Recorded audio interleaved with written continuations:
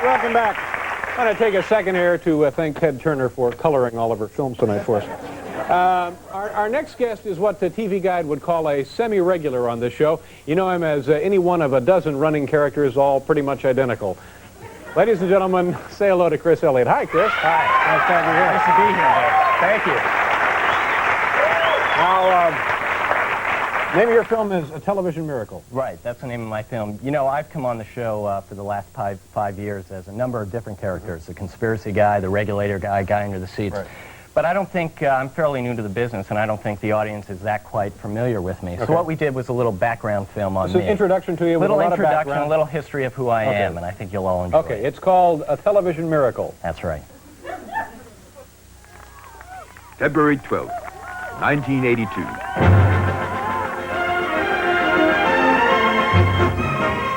New York City. A celebrity-studded crowd turns out for the premiere of a new performer on the popular television show Late Night. This night, they will witness a miracle.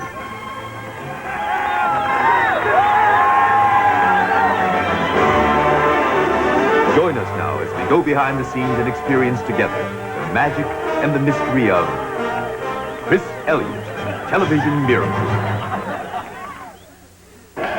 But until that wonderful and glorious day, I'll be right here, watching you, making your life a living hell.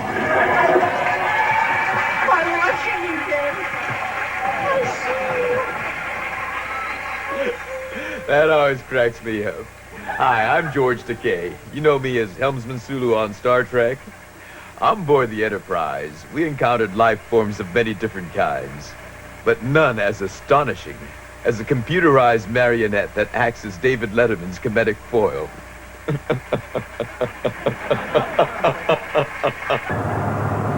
I worked with Elliott in Arthur Miller's stunning production of Death of a Salesman at the Winter Garden last year.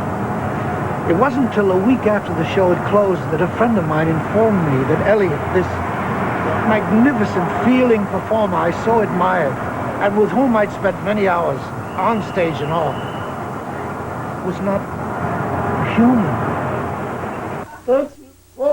Not human, perhaps, but certainly alive. Bringing Elliott to life is the job of its creator, Gail Nelson, who has been designing and building puppets since he fled his native New Zealand some 30 years ago.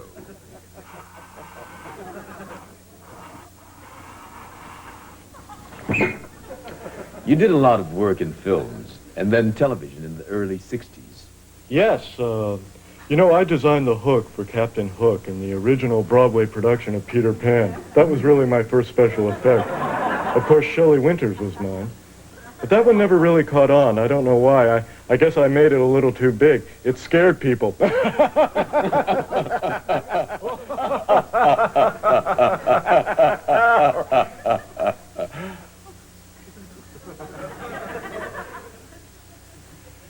Chris is kind of a conglomeration of many ideas, actually. For wisdom and humanity, I molded his eyes after Einstein.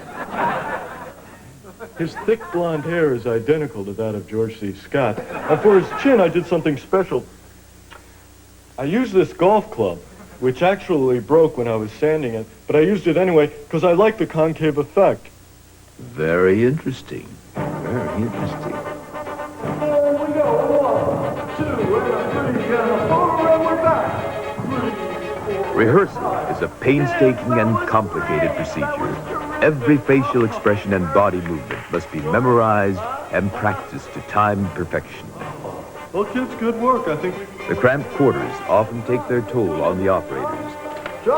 I want some air. Oh, sure thing, John. I want some air. Most of whom were recruited from a unique unit of the Israeli Tank Corps.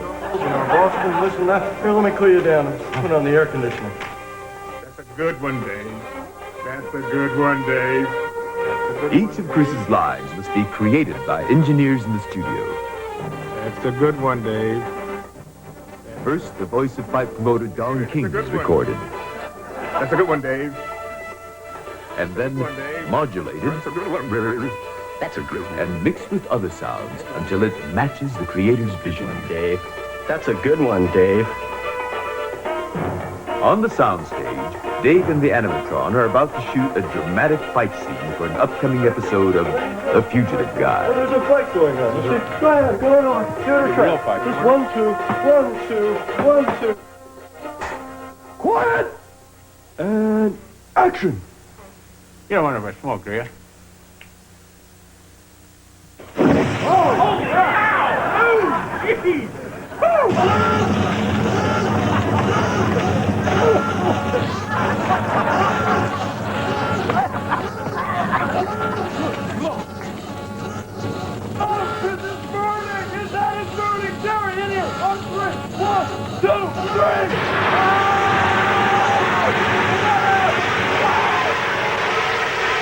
What the hell is that? The thing blew up. That could have killed me. That thing is not safe. The scene is not working. The host refuses to work any further with the full-scale animatron, but the crucial fight sequence remains to be filmed. With time running short, the decision is made to do the scene another way. First, close-ups are isolated and shot using individual hydraulic limbs.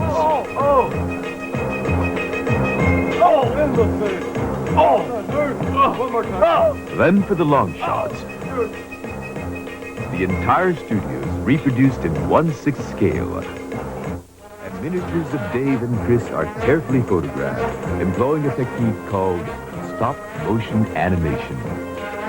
With careful editing, image enhancement, audio sweetening, and sound effects, the illusion of an actual fight scene is flawlessly recreated.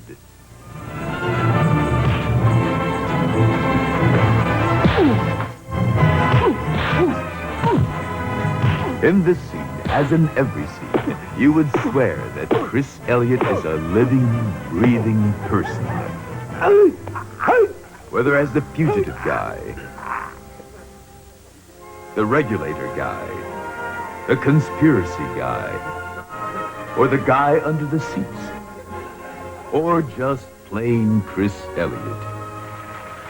This versatile machine makes us laugh, but also makes us think. And that makes us feel good about ourselves.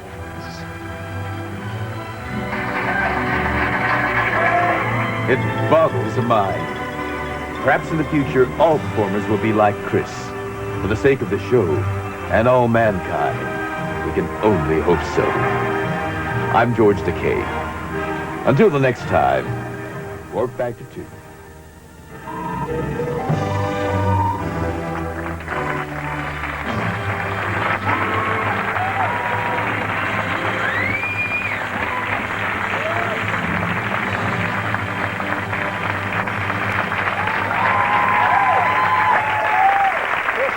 Folks, nice job, Chris. Thank you very much. And that makes us feel good about ourselves. We'll be right back.